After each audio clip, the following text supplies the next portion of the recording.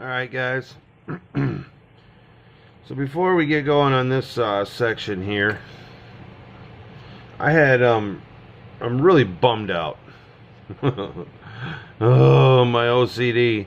I had ran out of my typical solder that I've been using, so I ran up to the corner store and grabbed a spool of solder, and it said, all it says is SN 63% on it, so I figured I don't know, it was okay.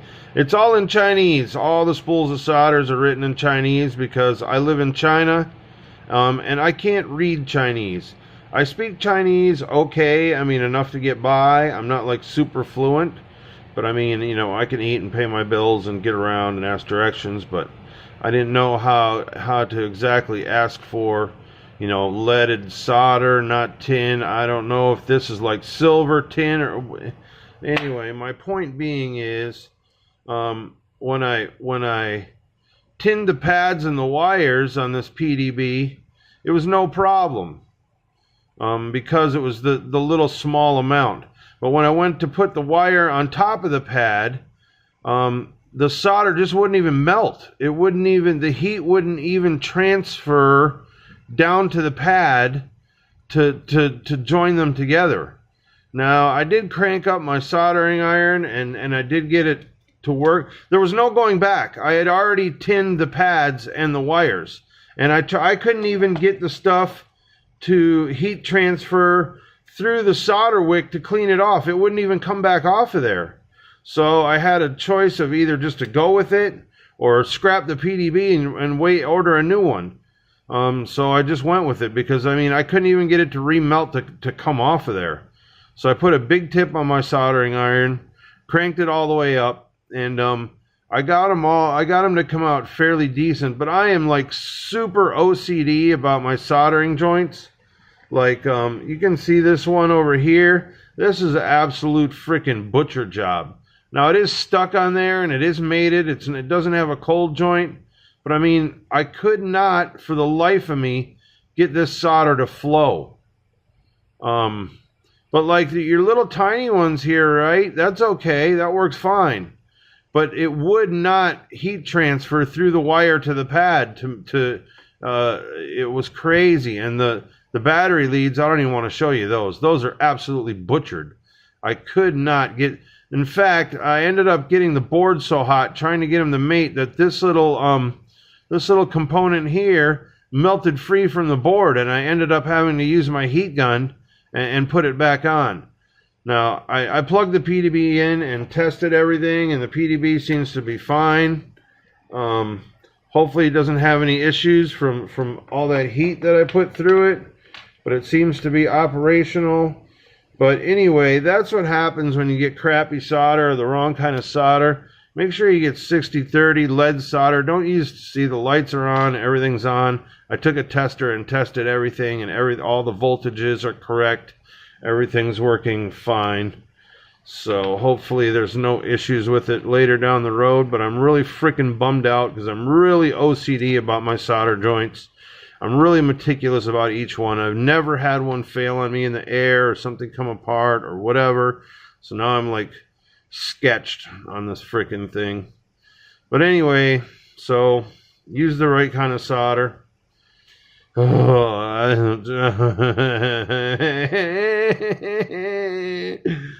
was trying to make you guys such a cool video and I ran into this crap.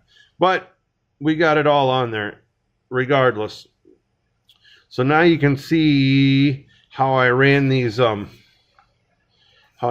wires on here. That I was trying to show you in the last video. If you guys can see that, it looks a little blurry on here, but hopefully you can see it. So I wrapped the signal grounds around the ground wire, mated the ground wires together, and soldered them to the ground pad. You can see it better under here. Yeah, that looks better.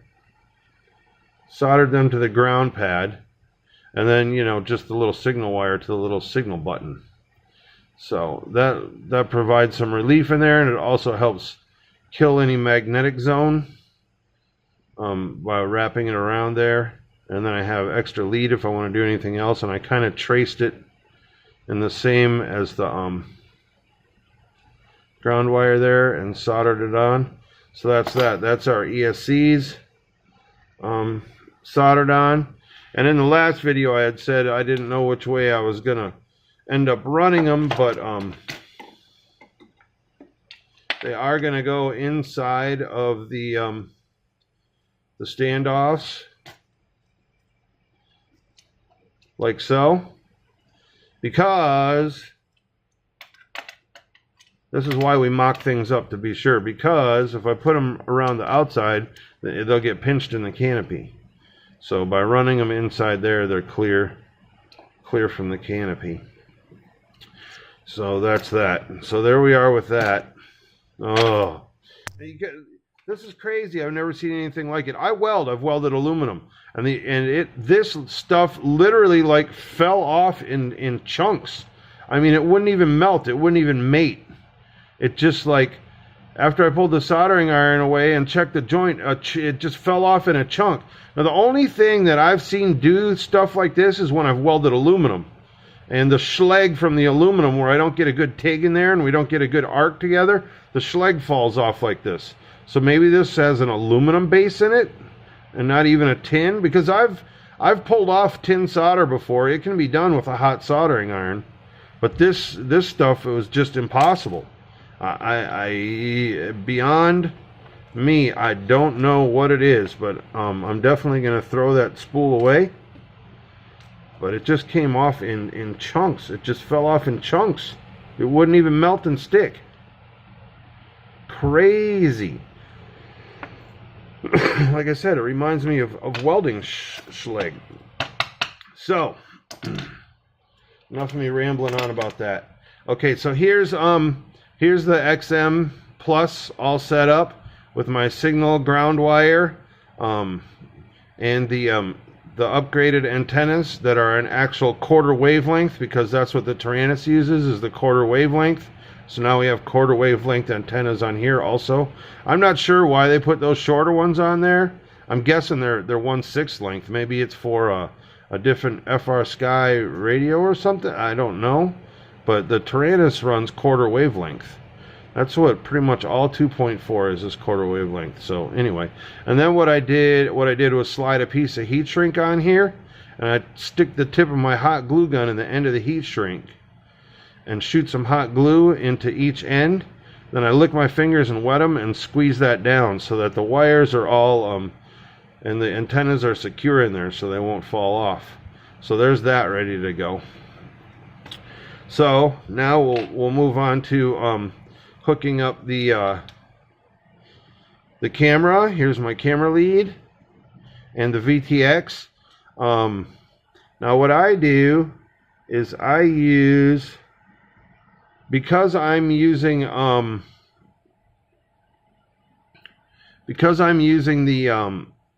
5-volt Unify. What we're going to do is over here, I'm going to use this 5-volt out for the VTX. And then you have the ground and full battery here if you're using a high volt.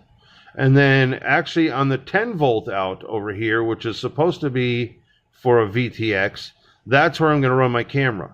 I'm going to run my camera off the 10-volt and the 5-volt Unify off this 5-volt. That way they both have filtered power. Because obviously this 10-volt out is supposed to be for the VTX and it's filtered. So then we have, instead of running these, they do have spots for these on the flight controller itself, but I do not recommend that because we're only hooking this together with a ribbon cable. And for a VTX to operate properly, it needs 3 amps. So this is a definite 3 amp out on the PDB, and this way I have nice solid power going to the VTX and to the camera. So now on the Unify VTX, they give you the Entrappy. Start using silicone wire on these. Jesus Christ, man. What year are you living in? My boy Trappy.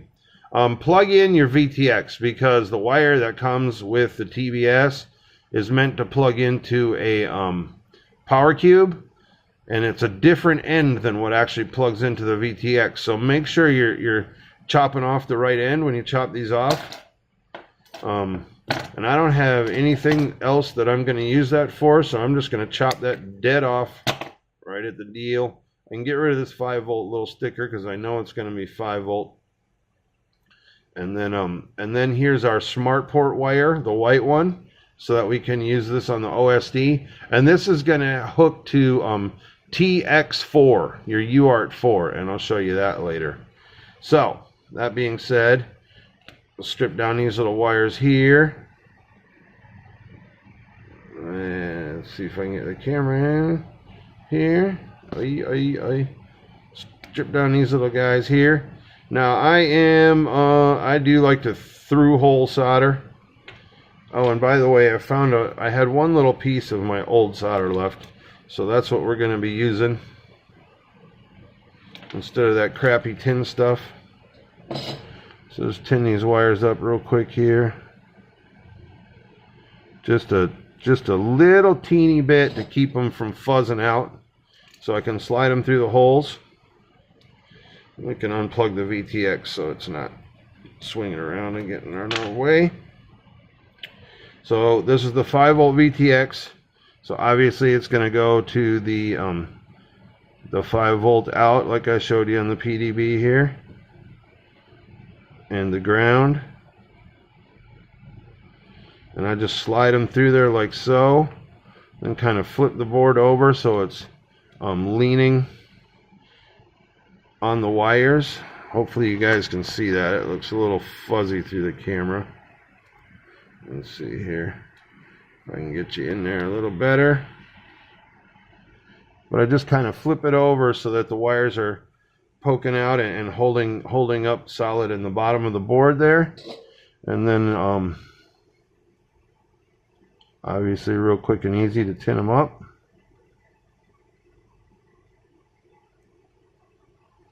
Or actually, we're not tinning them, we're soldering them on. So there we go, those little guys are soldered on. And then just clip the little nippies off of there. The little nipples. Clip the nipples. So there's that. Double check. 5-volt ground, yes. And then we'll put the camera wire, the VTX to the flight controller, and the camera wire on the spots on the flight controller for them, so that we have the OSD, obviously. Camera wire, same thing. And I'm like I said, I'm going to leave this a little long, and I can twist it up later. And I also leave the signal wires long, and then after we mount this up and get the flight controller on, we can trim the signal wire down a little bit to match the flight controller. But I want to leave all this long so it can unplug and get out of the way easily, so the whole flight controller can lift off if I have to get back in there and do anything. Like with this one that's got all the messed up solder joints on it from me using the tin solder. I should have known there was something up when it didn't like make the normal type of like it didn't have all the smoke coming off of it like normal from the flux. You know, it says it's 2% flux, but right now I don't believe anything that it's saying on that roll after the nightmare I just had. I spent almost 2 hours soldering this board up, and normally I can do one of these in like 5 minutes, but it was just an absolute nightmare. I almost scrapped doing the rest of this video because I was like almost too embarrassed to even show you guys those solder joints, because I don't do things like that. I do them right. I do them once, and that's it. Like, I mean, you know, like you can see with that solder works perfect. Melts on there real nice, makes a nice, neat little perfect ball. Everything's all nice and neat and perfect now. See, that makes me happy. But that other Oh, I'm still frustrated over it. I really am. The whole board got heated up. All the components got heated up. I'm lucky nothing else like fell off. Like melted off and fell off. So there we go. So now at this point our PDB is finished. We got all the signal wires. We got the only thing we'll have left to do is connect the ribbon cable to the flight controller later. So we can moving right along. Get the magnifying glass out of the way. Gonna take our frame here and motors going in the right direction. This is going to go on here. Battery lead to the back. All these are going to go on the outside of the standoffs like so. Oh, let's back up a second here because it's easier to do this way. I'm going to use these plastic screws like I had said earlier, and then because this is a I thought I had some laying out here. Because this is a bottom mount battery, I need to create a little space in here for the strap to go through. And plus it'll help soft mount a little bit. So I'm going to use these little wired rubber donuts right here. So I'm just going to slide that donut on there, and that will help hold that little screw in place. That little plastic bolt actually in place. Screws are pointed and for wood and plastic.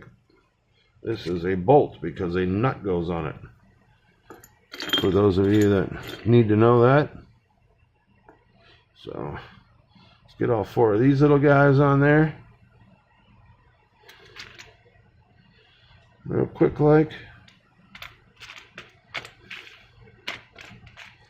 Oh, and I just remembered something else while I was going crazy with the solder.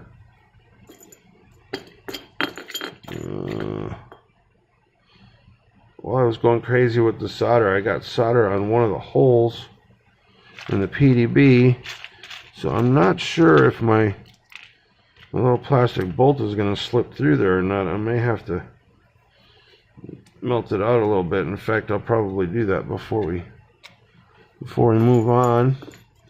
Find the last little rubber donut I got around here somewhere. There it is. Hi, little guy.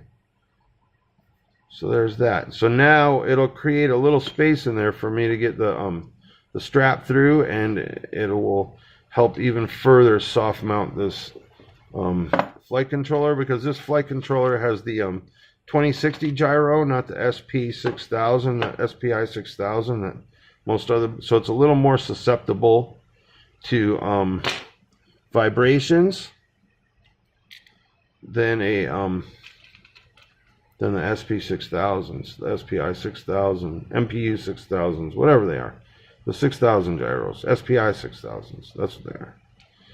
So we got the nice little soft mounts that come with the Matek board here. That we'll just slide on here real quick.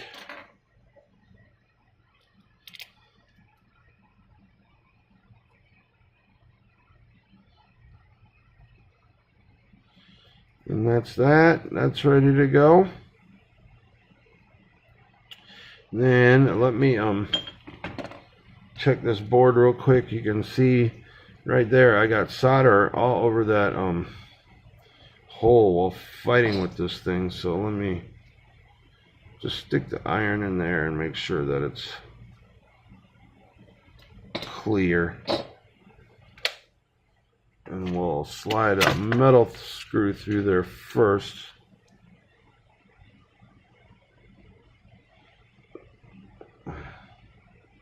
Yeah, see the solder's hanging it up a little bit right there. See, what a freaking nightmare that solder was. It's still causing me problems all the way down the road here. Because I got it right on the inside of that little rim right there. See, the bolt slides fine through these other holes, but it won't go in that one because of that spillage of that alleged violator solder. See if I can thread this through there and get that stuff to break through. There we go. I'm threaded in there okay, so hopefully my plastic one will push in there. Run it back and forth here a little bit and try to break that solder away. Jeez. That solder's ruining my build video, man. Freaking bummer, dude. See, it still won't like slide in there. It has to be threaded in. So hopefully my plastic one will go in there okay. We'll see here in a minute, won't we?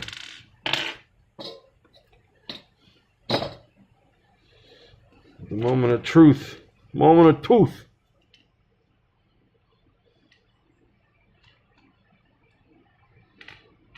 If I have to, I guess I have to thread that one through there too. For the crying out loud. Hopefully it goes in there. You'd think it would go in there easier than the metal one. But no. I can't even get it to go through there. Stupid solder. Alright, so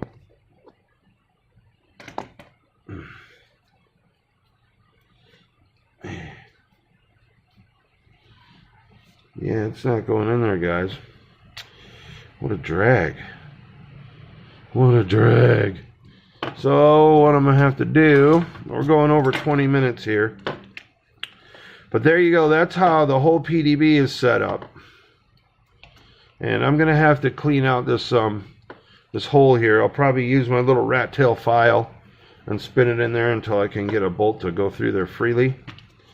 Now the plastic bolt's stuck. It won't go all the way through, but it's stuck. Jeez. So anyway, I'll fight with this, and like I said, I'll probably just run a little rat tail in that hole. Maybe try heating it up with the soldering iron again a few times.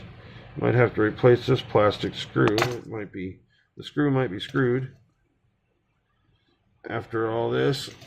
Oh, check your solder, guys, because if it's the incorrect solder, it's going to be a big freaking hassle. Like I said, I didn't even know. I tinned up all the pads, and because, you know, the heat was so close, it transferred really easy to tin the pads and tin the wires. But when I went to put the wire on the pad, the heat would not transfer through to make the joint. So anyway, that's that. So hopefully within the next 2 videos, we'll be done with this build, because I'll get this cleaned out, get this mounted on there. Then I'll show you how the flight controller mounts on. That's super easy. All the hard parts done now. That's super easy. We already have our wires for our camera and our VTX. We already have the canopy built and the camera ready to go. So the end of this build should be real fast and easy. All right. See you next time.